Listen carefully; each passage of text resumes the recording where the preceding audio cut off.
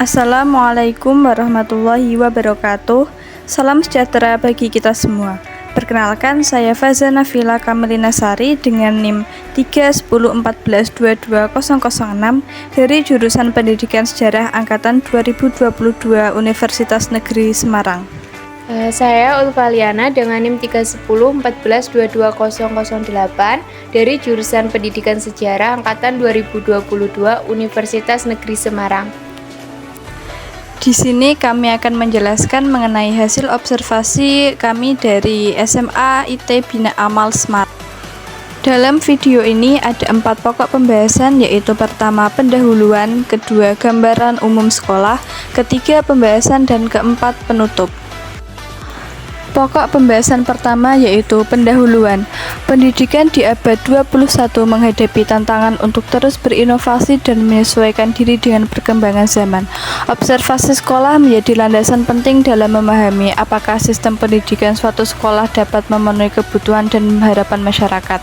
Observasi sekolah bukan hanya mencatat kegiatan belajar mengajar, tetapi juga melibatkan pemahaman mendalam terhadap berbagai aspek kehidupan sekolah. Dalam konteks pembelajaran sejarah, peran seorang guru tidak terbatas pada menyampaikan fakta historis, melainkan juga melibatkan kemampuan untuk membuat pembelajaran menjadi pengalaman yang menarik dan bermakna.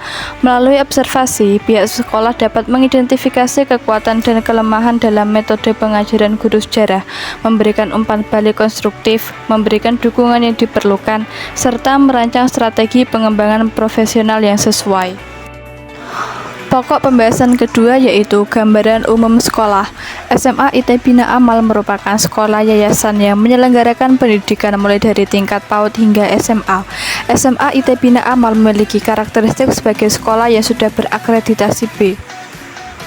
Visi dari SMA IT Bina Amal yaitu mengembangkan masyarakat mandiri dengan karakter baniyah. Selanjutnya, misi SMA IT Bina Amal yaitu pertama, memberdayakan dan mengoptimalkan potensi umat untuk mendukung penyelenggaraan pendidikan sebagai wahana pendidikan umat. Kedua, meningkatkan kualitas sumber daya manusia melalui penerapan sistem pendidikan Islam terpadu. Ketiga, mewujudkan sarana-sarana pendidikan untuk meningkatkan kualitas sumber daya manusia secara efektif dan efisien. Keempat, memberikan teladan dan model pengembangan sekolah yang lahir dari umat dan diberdayakan sepenuhnya untuk penggunaan umat. Pembahasan yang pertama yaitu mengenai karakteristik peserta didik di SMA IT Bina Amal. Karakteristik peserta didik di SMA IT Bina Amal itu memiliki keunikan dan perbedaan dalam kepribadian seperti minat, bakat, tingkat kematangan yang berbeda, seperti kematangan fisik, emosional, dan sosial siswa dapat bervariasi. Terlibatan dalam kegiatan ekstrakurikuler seperti klub, organisasi, dan proyek sukarela. Hal ini tuh mencerminkan semangat kolaboratif dan dedikasi terhadap kegiatan di luar kurikulum yang memperluas wawasan dan keterampilan mereka. Interaksi sosial yang berkembang. Lingkungan sekolah menengah atas adalah tempat di mana siswa mulai membangun hubungan sosial yang lebih kompleks.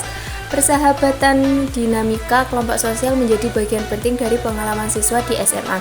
Yang terakhir yaitu teknologi sebagai bagian dari kehidupan sehari-hari. Jadi, siswa di SMA itu tumbuh dalam era teknologi di mana penggunaan gadget dan media sosial menjadi bagian integral dari kehidupan sehari-hari mereka. Hal ini tuh sangat mempengaruhi cara mereka berkomunikasi, belajar, dan berinteraksi satu sama lain. Selanjutnya yaitu pokok pembahasan ketiga, persepsi guru tentang model, pendekatan, metode, dan teknik dalam pembelajaran sejarah di SMA IT Bina Amal, memberikan gambaran tentang keragaman pendekatan pengajaran dan strategi yang diterapkan, seperti halnya dengan pertama, model pembelajaran jigsaw. Guru-guru sejarah di SMA IT Bina Amal menerapkan model pembelajaran jigsaw sebagai metode kolaboratif. Pendekatan ini melibatkan pembentukan kelompok ahli, pembagian materi, kelompok ekspor, presentasi, dan diskusi kolaboratif. Evaluasi kelompok dilakukan untuk memastikan pemahaman yang menyeluruh. Kedua yaitu persepsi guru terhadap pendekatan pembelajaran sejarah. terhadap pemahaman bahwa pendekatan dalam pembelajaran sejarah dapat bervariasi, dipengaruhi oleh pengalaman pribadi, pendidikan formal, dan pandangan individu guru. Berbagai pendekatan termasuk strategi dan metode diakui sebagai upaya untuk membantu siswa memahami konteks sejarah dengan lebih baik. Ketiga yaitu persepsi guru terhadap teknik pembelajaran sejarah. Guru-guru memiliki pandangan yang beragam terhadap teknik pembelajaran sejarah. Beberapa teknik yang dianggap efektif termasuk diskusi kelas, pembelajaran berbasis proyek, pembelajaran berbasis game, dan studi kasus. Tujuannya yaitu memotivasi siswa untuk belajar sejarah dengan cara yang menarik dan mendalam. Keempat, persepsi guru terhadap metode pembelajaran sejarah. Pandangan guru terhadap metode pembelajaran sejarah sangat bervariasi. Metode yang umum digunakan seperti ceramah, diskusi kelas, pembelajaran berbasis proyek, pembelajaran berbasis game, dan studi kasus. Diakui sebagai strategi yang dapat disesuaikan dengan kebutuhan siswa dan konteks kelas. Selanjutnya yaitu pokok pembahasan keempat, persepsi guru sejarah mengenai pola pembelajaran regresif, kronologis, dan tematik di SMA dapat bervariasi tergantung pada preferensi pribadi, tujuan pembelajaran, dan konteks spesifik masing-masing guru. Berikut ini adalah persepsi yang dapat terjadi terhadap ketiga pola pembelajaran tersebut. Pertama yaitu pembelajaran regresif. Pembelajaran regresif sebagai cara untuk membangun dasar pengetahuan siswa dengan memulai dari periode atau peristiwa sejarah yang lebih baru dan kemudian merinci ke masa lalu.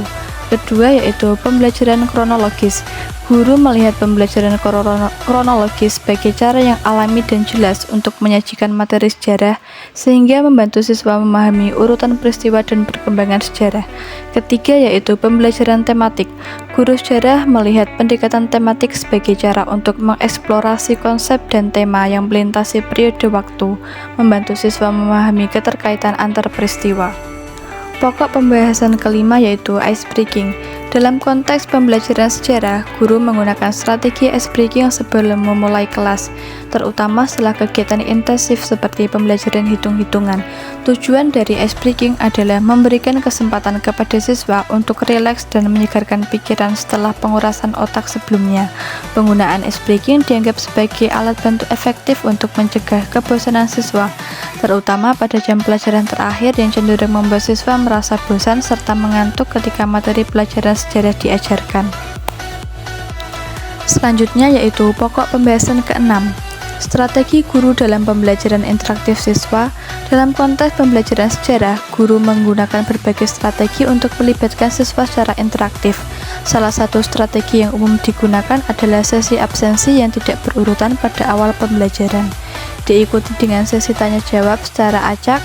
Dalam sesi ini, siswa yang absen diberikan pertanyaan mengenai materi sebelumnya atau diminta untuk menunjuk temannya untuk menjawab pertanyaan. Pembahasan yang ketujuh yaitu mengenai bagaimana strategi guru dalam membangun koneksi materi sejarah dengan isu terkini. Guru menggunakan strategi yang efektif dan membuka kelas sejarah dengan membangun koneksi antara materi sejarah dan isu-isu terkini. Pendekatan ini dimulai dengan pemantauan isu-isu terkini yang relevan, seperti isu pada Palestina dan Israel. Guru akan mencari hubungan antara peristiwa masa lalu dan isu-isu kontemporer pada saat ini, yang nantinya akan menjelaskan kepada siswa bagaimana hubungan isu tersebut kepada kehidupan sehari-hari dalam pembelajaran sejarah. Pembahasan yang ke-8 yaitu mengenai bagaimana strategi guru dalam menumbuhkan kemampuan belajar siswa berpikir kritis. Guru menerapkan pendekatan konseptual dalam pembelajaran dengan menyajikan pertanyaan sebuah esai yang terkait dengan situasi dunia nyata, seperti keruntuhan VOC yang dikaitkan dengan korupsi, di mana siswa itu akan diberikan sebuah tugas esai dengan pertanyaan terbuka. Jadi hal itu akan membuat siswa diberi kebebasan untuk menyusun argumen dan pandangan mereka sendiri, mendorong analisis mendalam, dan membuat mereka jadi berpikir kritis. Pembahasan yang ke-9 yaitu bagaimana model pembelajaran yang paling sering digunakan guru dalam pembelajaran sejarah. Dari hasil observasi kemarin pada guru sejarah di SMA IT Bina Amal, model pembelajaran yang sering digunakan yaitu model pembelajaran jigsaw, yaitu suatu pendekatan yang mendorong kolaborasi dan pemahaman bersama di antara siswa. dan dalam hal itu melibatkan sebuah kelompok-kelompok kecil yang heterogen. Model ini membahas siswa mulai serangkaian tahapan yang dirancang untuk memaksimalkan pemahaman kolektif. Bahasan yang ke-10 yaitu mengenai pemanfaatan sejarah digital dalam pembelajaran. Dalam pemanfaatan sejarah digital dalam pembelajaran sejarah, pendekatan yang dapat mengubah pengalaman belajar siswa. Guru dapat meningkatkan kualitas pembelajaran dan memanfaatkan berbagai sumber informasi digital seperti platform CNN, YouTube, dan Learning Management System atau LMS. Melalui pemanfaatan sumber-sumber ini, guru tidak hanya memperkaya materi pembelajaran tetapi juga membuka peluang bagi pengembangan literasi siswa dalam mengakses, mengevaluasi, dan mengkritisi informasi sejarah. Yang ke-11 yaitu mengenai penerapan TPACK dalam pembelajaran sejarah. Penerapan TPACK dalam pembelajaran sejarah di SMA IT Bina Amal yaitu dapat bervariasi tergantung pada konteks dan implementasi dalam sekolah tersebut. TPACK mencakup integrasi pengetahuan konteks sejarah, keterampilan pedagogis, dan penggunaan teknologi untuk meningkatkan efektivitas pengajaran dan pemahaman siswa terhadap materi sejarah. Pembahasan yang terakhir yaitu mengenai analisis SWOT. Strategi dan inovasi pembelajaran sejarah melalui analisis SWOT mengungkapkan gambaran yang menyeluruh. Yang pertama yaitu kekuatan dalam pembelajaran sejarah, yaitu bisa berupa melalui laptop, pemanfaatan film dan YouTube, serta kreativitas siswa dalam pembelajaran memberikan fleksibilitas dan daya tarik inovatif. Selain itu, kelemahannya yaitu kurangnya pengawasan, potensi ketidakpatuhan siswa, dan ketergantungan pada teknologi menjadi tantangan yang perlu diawasi. Peluang, apa peluangnya dalam strategi dan inovasi pembelajaran sejarah yaitu peningkatan keterampilan melalui siswa, penggunaan blog sebagai media publikasi, dan pendorong literasi digital. Selain ketiga hal tersebut, ada juga potensi kesulitan atau ancaman dalam pembelajaran sejarah, yaitu dalam pengelolaan isi, potensi kesulitan dalam mengelola dan memonitor semua tulisan dan konten siswa yang diunggah ke blog masing-masing. Yang kedua adalah penggunaan yang tidak tepat oleh siswa memerlukan perhatian khusus. Ancaman ketidakpatuhan siswa yang dapat membuka konten yang tidak sesuai dengan materi pembelajaran, jadinya perlu sebuah perhatian khusus agar siswa tidak membuka konten-konten yang tidak sesuai dengan materi pembelajaran sejarah. Terakhir yaitu kesimpulan. Kesimpulan dari hasil laporan observasi strategi dan inovasi pembelajaran sejarah menunjukkan gambaran yang menyeluruh tentang pendekatan yang diterapkan dalam proses pembelajaran sejarah. Berbagai strategi dan inovasi telah diidentifikasi yang memberikan wawasan mendalam tentang bagaimana guru diimplementasikan dalam mengajar mata pelajaran sejarah. Sekian video penjelasan dari kami mengenai hasil laporan observasi mata kuliah strategi dan inovasi pembelajaran sejarah. Mohon maaf apabila ada salah kata atau kurang berkenan di hati. Terima kasih. Wassalamualaikum warahmatullahi wabarakatuh.